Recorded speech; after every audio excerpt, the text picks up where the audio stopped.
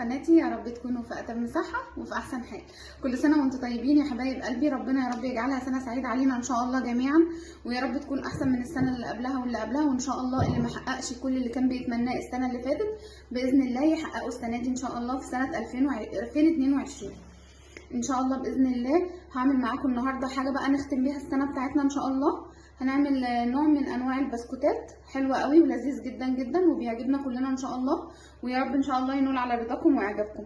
بس اهم حاجه ما تنسوش اللايك والشير وسبسكرايب وكومنتاتكم الجميله اللي دايما بتسعدني وبتفرحني. وبشكر جدا جدا مشاهديني العزاز اللي انضموا للقناه بتاعتي الجداد. ربنا يا رب يصلح حالكم جميعا يا رب ان شاء الله. هنا بقى مكونات بسكوت الزبده. عندي هنا كوبايه زبده بدرجه حراره المطبخ. هي بصراحه مش بدرجه حراره المطبخ عندي قوي، بس هفضل اضرب فيها بمضرب البيض لحد لما تبقى معايا كريميه وتبقى معايا بقت بدرجه حراره المطبخ. تمام. عندي هنا كوبايه زبده بما يعادل 280 جرام زبده. تمام. احنا طبعا عارفين ان بسكوت الزبده محتاج زبده كتير شويه، ولكن هي صراحه مش هينفع تتعمل من غير زبده. تمام. فانا عندي هنا كوبايه زبده هفضل اضرب فيها شويه لحد لما اخليها كريميه قوي، وبعد كده نرجع مع بعضينا نشوف هنعمل ايه. اهو زي ما احنا شايفين خلاص انا خلصتها الزبده معايا، ضربتها جدا لحد ما خليتها كريميه كده معايا. هنزل عليها بكوبايه سكر اهي. عندنا سكر بودره هيبقى حلو قوي، مفيش عندنا سكر بودره وناعم قوي زي ده كده تمام هنحطه مفيش اي مشكله. هبدا بقى هنا دلوقتي اضرب شويه لحد لما الزبده والسكر يختلطوا مع بعض ويبقى القوام بتاعهم كريمي كده زي الكيك. تمام. هزود عليهم كمان معلقه كبيره من الفانيليا. لو ما فيش عندنا الفانيليا اللي هي السائله ممكن نحط اي فانيليا موجوده، يعني هي مش قاعده اساسيه ان هي تبقى فانيليا سايبه لكن سائله، لكن انا عندي دلوقتي الفانيليا السائله هحطها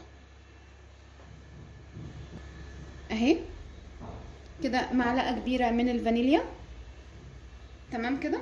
هضربها بقى شويه لحد لما اخلطهم مع بعض كلهم ويبقى عندي القوام بتاعي كريمي اكتر من كده كمان. زي ما احنا شايفين كده خلاص، شايفين القوام بتاعها بقى كريمي خالص قوي قوي ازاي. طبعا انا غيرت البول لان لقيته كان صغير شويه عليا فجبت بوله جديده تمام كبيره شويه. هبدا بقى انزل بالدقيق حبه حبه. عايزه اقول لكم حاجه على الدقيق.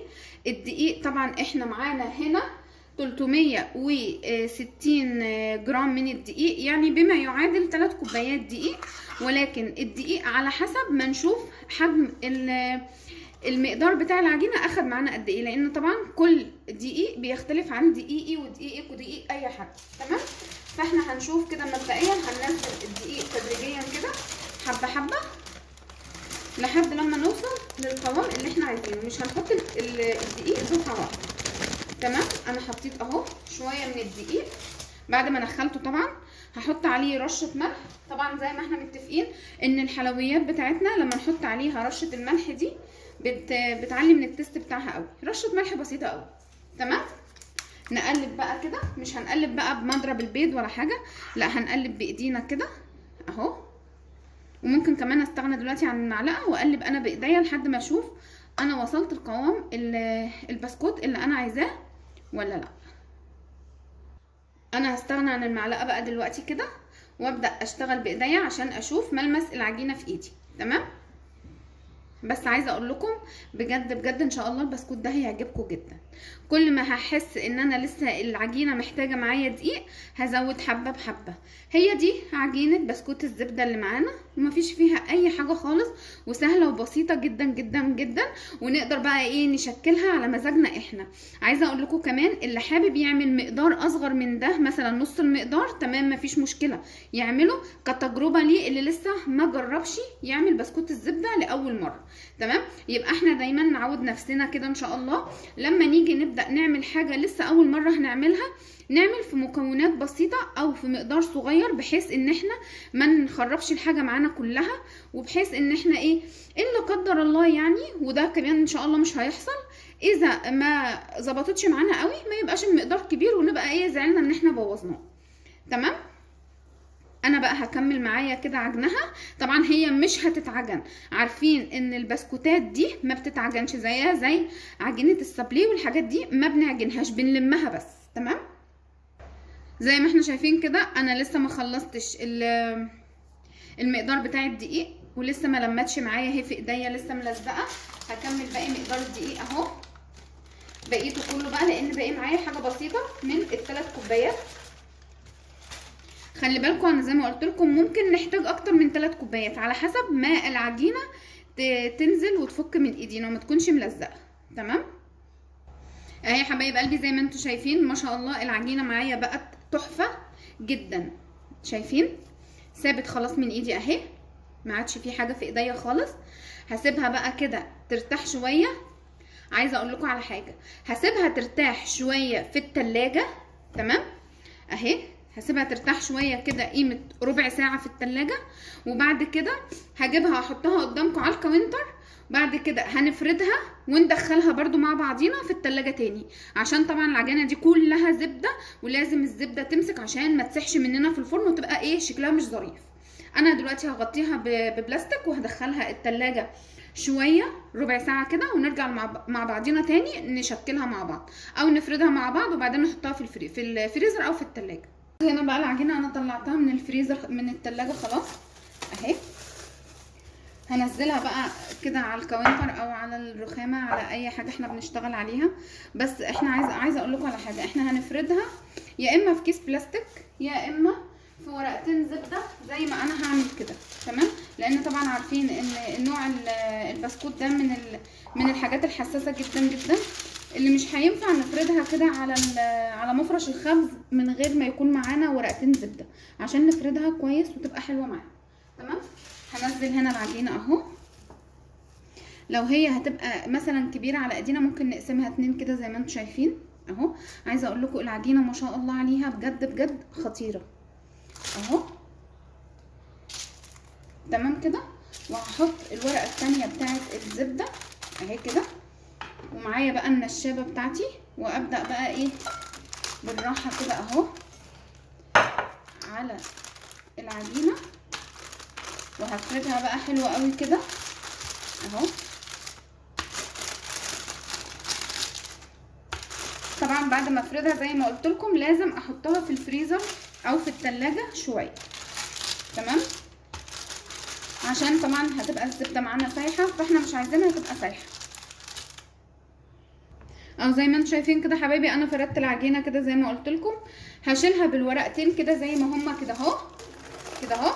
هحطهم في الفريزر او في التلاجة يعني ربع ساعه 10 دقايق بالكتير، وبعد كده ارجع معاكم ان شاء الله نبدا نشكلها مع بعضينا. بسكوت سهل جدا جدا جدا، ما فيهوش اي حاجه، ما خدش معانا وقت، وان شاء الله يعجبكم. اهم حاجه اوعوا تنسوني في اللايك وفي الشير وفي السبسكرايب، وان شاء الله باذن الله يعجبكم وصفه البسكوت بتاع الزبده. كده حبايبي بعد ما عدى ربع ساعه بالظبط جبتها من التلاجة. هشيل بقى من عليها ورق الزبده، ومعانا بقى اي قطعات موجوده عندنا اللي يعجبنا. عندي مثلا هنا نجمه اهي، هعمل بالنجمه دي.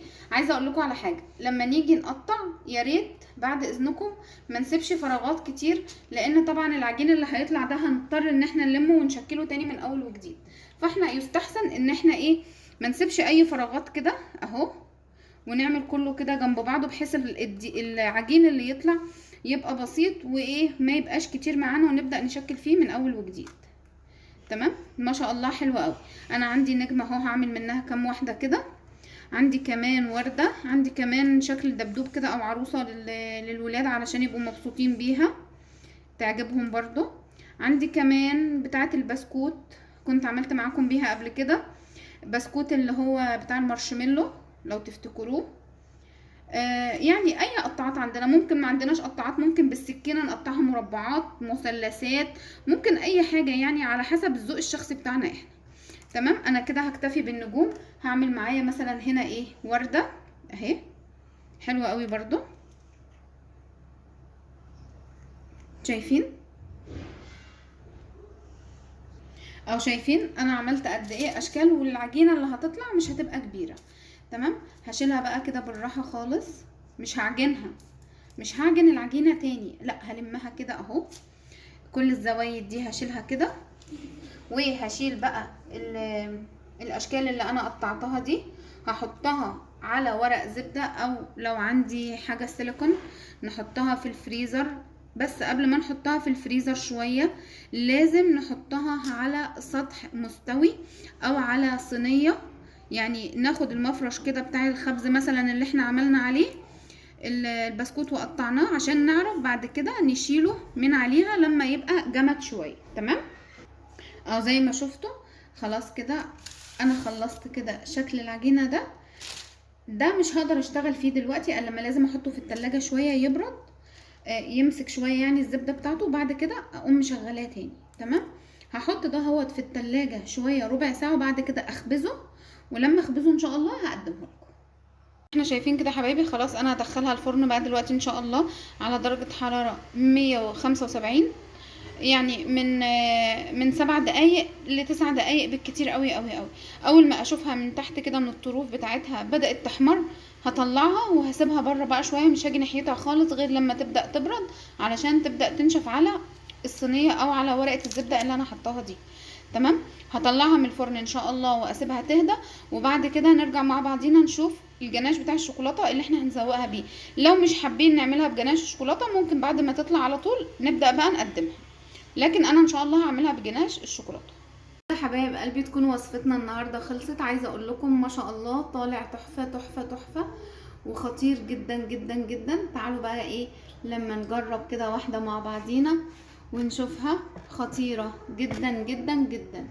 يا رب تجربوها وان شاء الله تعجبكم وتنول على رضاكم واعجابكم.